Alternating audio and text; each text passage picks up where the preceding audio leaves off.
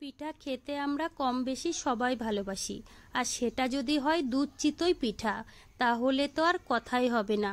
বন্ধুরা, মুখে দিলেই কিন্তু মিলিয়ে যাবে।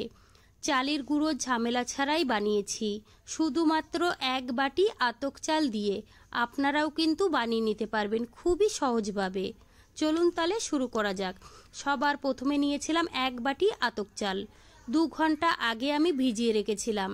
এবার কিন্তু ভালো করে ধুয়ে নেব। চালগুলো খুব ভালো করে আমি ধুয়ে নিয়েছি।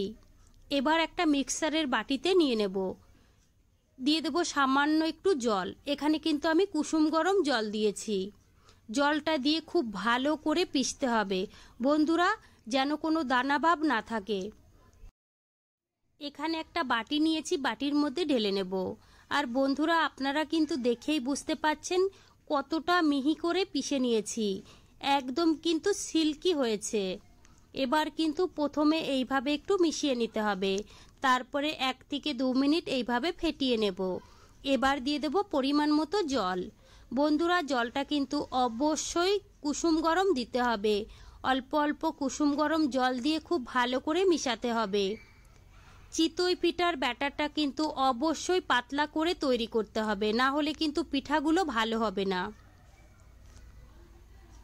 আমি কতটা পাতলা করেছি আপনাদের দেখিয়ে দিলাম, আপনারা দেখেই বুঝতে পারবেন। এবার দিয়ে দেব পরিমাণ মতো লবণ, আর দিয়েছি 1 চামচ নারকেল।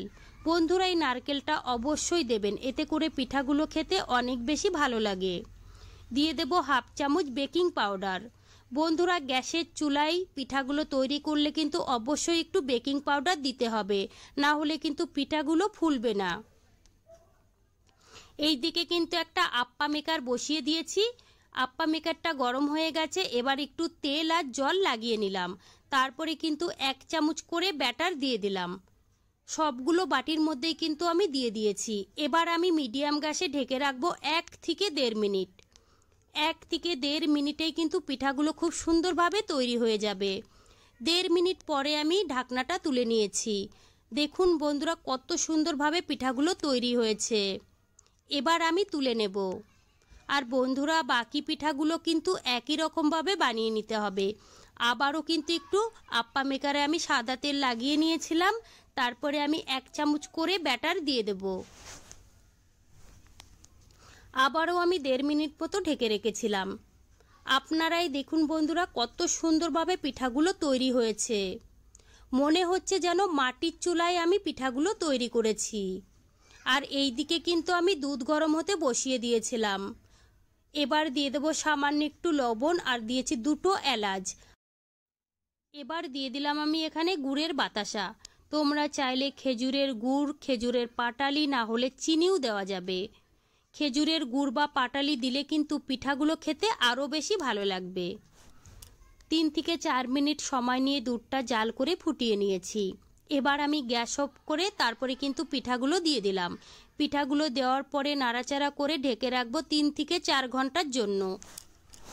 তোমরা চাইলে কিন্তু 8 থেকে 10 ঘন্টার জন্যও ঢেকে রাখতে পারো।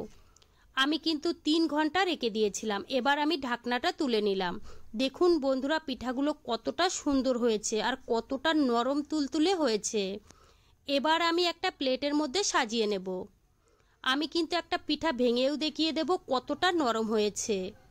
তো বন্ধুরা, আমার রেসিপি কেমন লেগেছে কমেন্ট করে জানাবেন। ভালো লাগলে প্লিজ আমাকে সাপোর্ট করবেন। বাড়িতে বানালে কমেন্টে জানাতে ভুলবেন না খেয়ে আপনাদের কেমন লেগেছে।